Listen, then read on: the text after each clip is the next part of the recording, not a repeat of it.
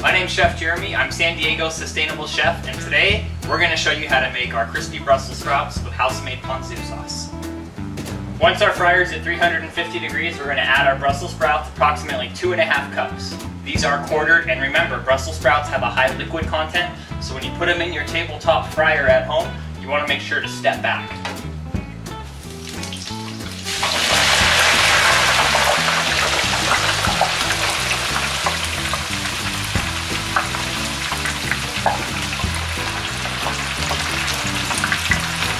Once these have been in here at 350 degrees, you're only going to need to cook for about 3 minutes on the top pan. Realistically, 1.5 to 2 minutes. Feel free to pull them up and check on them. What you're looking for is caramelization to happen. So you'll notice everywhere where there was green before, it's starting to turn brown. You want to pay attention to the quarter of the Brussels sprout and look at the stalk or the stem of the sprout. If that isn't cooked or isn't beginning to open, meaning oil to penetrate through it and finish cooking it, you need to cook it longer. Now that we have a darker color of caramelization forming around our Brussels sprouts, think about fall. Notice the color of the sprouts is a dark brown color. You have the dark green. It's like the transformation of the bright summer vegetable colors turning into the darker, more natural, earthy colors. From here, we're going to take our sprouts, place them inside of a bowl, grab our ponzu sauce, about 2 ounces per order. You want to stir it up to make sure there's a nice even coating all the way through. And from here, you're going to plate.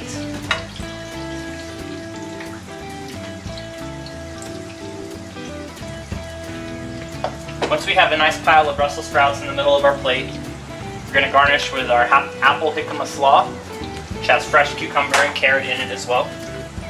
A little bit of toasted sesame seeds.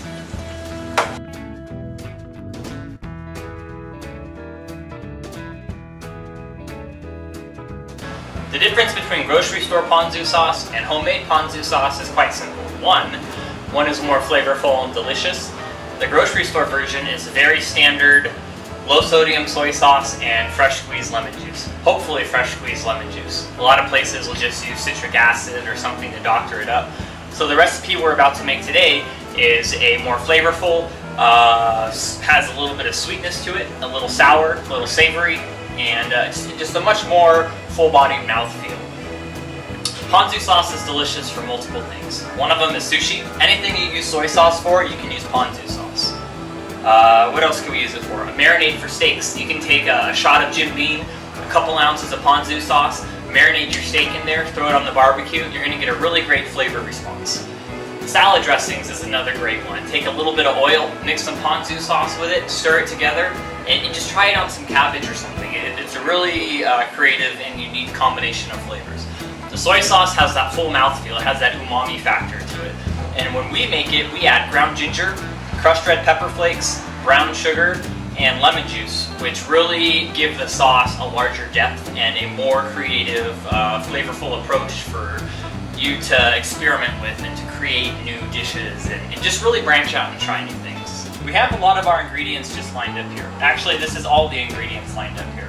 On our website, you'll be able to find a standard recipe, but what's great about this is there really is no standard recipe. You don't have to use specific or exact amounts, which make this a really fun dish and a great dish to entertain your guests with. And if you're having a dinner party to show off a little bit, this is one of those dishes where it's just creative factor. And the longer you get to work with these spices, the more you'll just be able to taste them as you pour them in there. So here we go. Low sodium soy sauce. We like the low sodium soy sauce because one, it's low sodium, but if you look at the nutritional factor, there's nothing low sodium about it. So for this recipe, we're just going to make a small amount. So we probably added about a cup of soy sauce.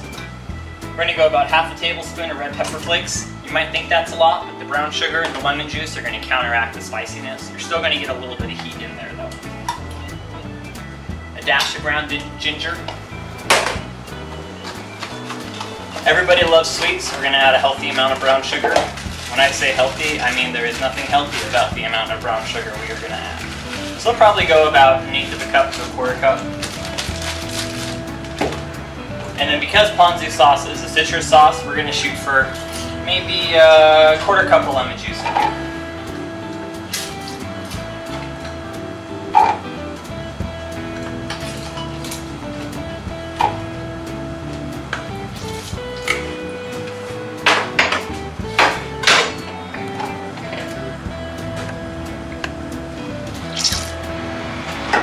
is where it gets really difficult, ladies and gentlemen.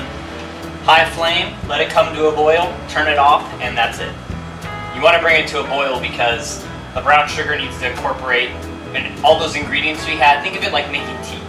You steep your tea bag in the hot water, you want to allow all those ingredients to come out and become flavorful and bind and play merrily in the fields and frolic together. So, that being said, this is how we make ponzu sauce. Once you pull this off the flame, let it cool, maybe 20 minutes, 30 minutes. Feel free to just store it in a little container. It does not need to go into the refrigerator, and it has a great shelf life. Enjoy, you guys.